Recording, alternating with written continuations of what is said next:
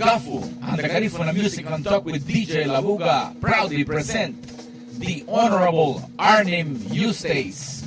He is the leader of the opposition in St. Vincent and the Grenadines and president of the New Democratic Party.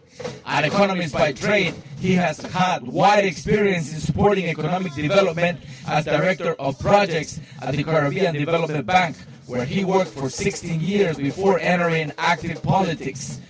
Mr. Eustace, a former Prime Minister of St. Vincent and the Grenadines, is committed to improving the quality of life of Vincentians. Listen to him address the Garifuna community worldwide.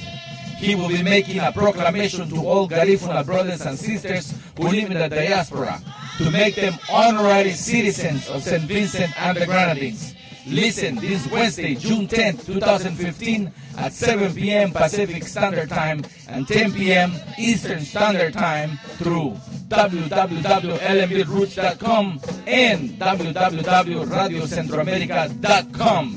So tune in this Wednesday, June 10th for the Honorable Arnhim Eustace, our next Prime Minister of SVG.